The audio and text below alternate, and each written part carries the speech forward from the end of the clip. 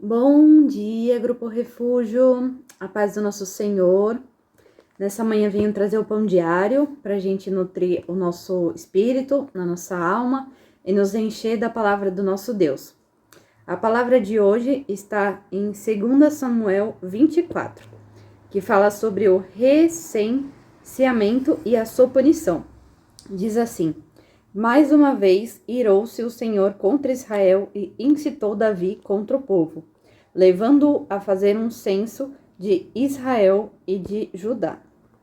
Então o rei disse a Joabe e aos outros comandantes do exército: vão por todas as tribos de Israel, de Dan a Berseba, e contem o povo, para que eu saiba quantos são. Joabe, porém, respondeu ao rei: que o Senhor, o teu Deus, multiplique o povo por 100, e que os olhos do rei, meu senhor, o vejam. Mas por que o rei, meu senhor, deseja fazer isto? Mas a palavra do rei prevaleceu sobre a de Joabe e sobre a dos comandantes do exército. Então eles saíram da presença do rei para contar o povo de Israel. E atravessando o Jordão, começaram em Aroer, ao sul da cidade, no vale. Depois foram para Gade e de lá para Jazar, Gileade e Cádiz dos Hititas. Chegaram a Danjã e às proximidades de Sidom. Dali seguiram na direção da fortaleza de Tiro e de todas as cidades dos heveus e dos cananeus. Por último foram até Berseba, no Neguib de Judá. Percorreram todo o país e voltaram a Jerusalém ao fim de 9 meses e 20 dias. Então Joabe apresentou ao rei o relatório do recenseamento do povo. Havia em Israel 800.000 homens habilitados para o serviço militar, e em Judá 500.000. Depois de contar o povo, Davi sentiu remorso e disse ao Senhor: pequei gravemente com o que fiz. Agora, Senhor, eu imploro que perdoes o pecado do teu servo, porque cometi uma grande loucura. Levantando-se Davi pela manhã, o Senhor já tinha falado a Gade, o vidente dele. Vá dizer a Davi: assim diz o Senhor, estou dando a você 3 opções de punição. Escolha uma delas e eu a executarei contra você. Então Gade foi a Davi e lhe perguntou: o que você prefere? 3 anos de fome em sua terra, 3 meses fugindo de seus adversários que o perseguiram, ou 3 dias de praga em sua terra? Pense bem e diga-me o que deveria responder àquele que me enviou. Davi respondeu: é grande a minha angústia. Prefiro cair nas mãos do Senhor, pois grande é a sua misericórdia, a cair nas mãos dos homens. Então o Senhor enviou uma praga sobre Israel, desde aquela manhã até a hora que tinha determinado, e morreram 70.000 homens do povo, de Dan a Berseba. Quando o anjo estendeu a mão para destruir Jerusalém, o Senhor arrependeu-se de trazer essa catástrofe e disse ao anjo destruidor: pare, já basta.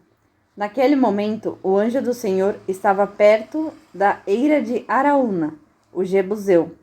E ao ver ao anjo que estava matando o povo, disse Davi ao Senhor: fui eu que pequei e cometi iniquidade. Estes não passam de ovelhas. O que eles fizeram? Que o teu castigo caia sobre mim e sobre a minha família. Amém. Glória a Deus. Louvado seja o nosso Senhor nessa palavra de hoje.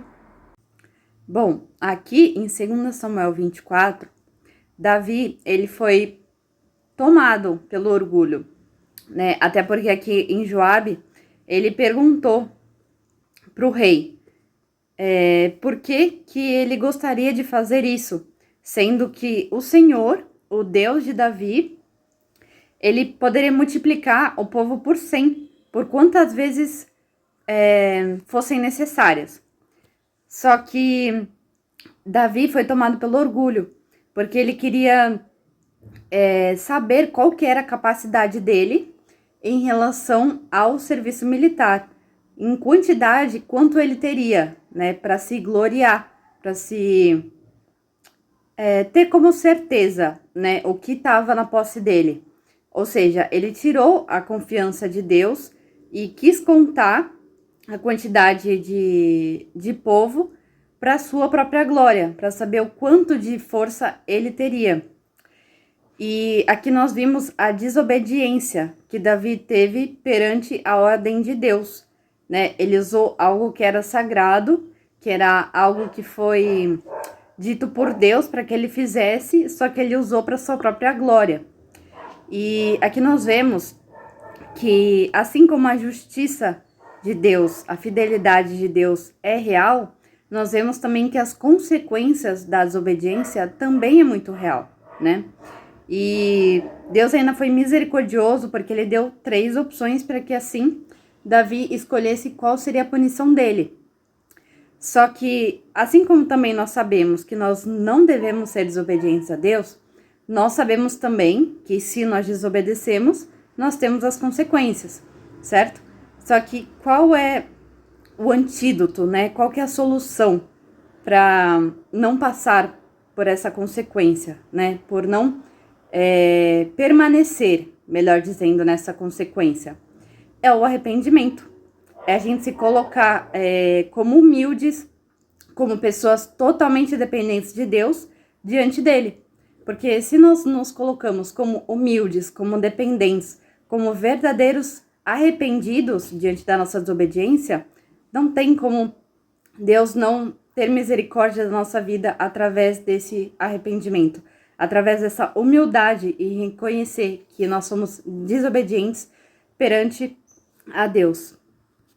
E com essa palavra de hoje, Deus vem nos dizer que não há nada mais importante do que a nossa obediência perante Ele, a nossa obediência perante a palavra dEle, perante a Deus. Não tem nada mais importante do que nós sermos obedientes, não há nada mais valioso do que sermos obedientes, né? Não adianta querermos agradar com ofertas, honrarmos com dízimo, honrar com outras coisas, mas não sermos obedientes a Deus. E mesmo se estivermos em situação, em um momento de desobediência a Deus, que a gente venha retornar, né, de volta para casa, que a gente venha retornar para o nosso primeiro amor, que a gente venha se arrepender fortemente da nossa desobediência, que a gente venha fortemente se colocar diante de Deus em humildade e pedir pela misericórdia, pedir pelo perdão de Deus, porque Ele é misericordioso. E se nós realmente estamos arrependidos da nossa desobediência, do nosso pecado, Ele vai olhar por nós, Ele vai estar conosco. Então que nós venhamos a estar sempre dentro da vontade de Deus, dentro da palavra de Deus, obedecendo com firmeza, com alegria e esperando nele, pois sermos obedientes não tem nada que de fato a gente não possa enfrentar, não tem nada que de fato possa nos afligir, porque em obediência nós temos Deus ao nosso lado, em obediência nós temos a paz que excede todo entendimento. Que nós venhamos a meditar na palavra de hoje. Eu desejo um excelente dia a todos nós e que nós possamos sentir a presença de Deus, que nós possamos estar buscando a presença de Deus, estar buscando o direcionamento dele para permanecermos cada vez mais e mais obedientes. Em nome de Jesus. Amém.